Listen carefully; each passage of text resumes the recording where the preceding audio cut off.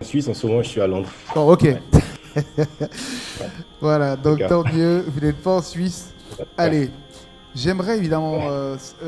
avoir vos sentiments, puisque c'est la première fois que vous figurez dans le Wouzou, une Côte d'Ivoire. Oui, oui, c'est effectivement ma première apparition dans le Ouzou. C'est un sentiment de fierté, j'allais dire. Euh, c'est ma première apparition et c'est aussi ma première reconnaissance publique nationale. J'ai bien eu quelques petits prix ici et là au lycée, en école d'ingénieur, mais ce n'était bien sûr pas à l'échelle de la nation. Et maintenant, avec les nouvelles technologies de l'information, tout ça, cette reconnaissance nationale devient très vite une reconnaissance internationale. Donc, j'en suis très fier, je suis très fier. Pour être en fait complet sur la question, ayant quitté le pays il y a pratiquement 27 ans maintenant, je me demande encore comment j'ai été déniché par notre ami Russell Lauré. Je sais bien que les journalistes ne dévoilent pas leurs sources, donc j'arrêterai de me poser la question. En tout cas, j'en suis très fier et c'est une très bonne initiative en tout cas. Ouais. En tout cas, je rappelle que vous êtes le directeur mondial du trading des produits dérivés. En savoir un peu plus sur le produit dérivé, les gens liront votre biographie à l'intérieur justement de ce Ouzou et une Côte d'Ivoire. Mais il faut savoir quand même que votre parcours atypique, inspirant et brillantissime ne vous destinait pas au monde de la finance au départ.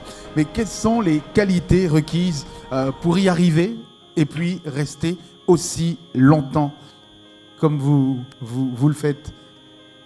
Ouais. En fait, vous dites parcours atypique, mais en fait, je ne pense pas vraiment, en fait. Euh, je veux dire, faire des maths, de la physique, ou ne pas trop savoir quoi faire ensuite, être admis en école d'ingénieur de travaux publics, ne pas y aller, mais aller plutôt faire des études statistiques ou d'économie, se retrouver entouré par des futurs leaders ou des futurs gouverneurs de la BCAO pour ensuite se retrouver dans la finance internationale. Ça peut peut-être paraître atypique en fait lorsque ce cheminement est observé ou analysé vu de la Côte d'Ivoire, mais en fait c'est un parcours qui est très commun en fait dans le monde de la finance internationale. Je dirais simplement que typiquement les acteurs dans ce milieu recherchent en fait des profils mûrs en fait et avec une capacité d'analyse forte. En fait des gens qui ne se laissent pas ramollir par la démarche scientifique en fait. Je veux dire les actions qui sont posées tous les jours ont des enjeux énormes. Ce sont des actions de gros sous. Les conséquences ne sont pas connues d'avance, bien entendu. Les actions sont risquées, mais peuvent être analysées en gardant la tête froide. Et donc, l'analyse et la démarche scientifique claire sont très prisées.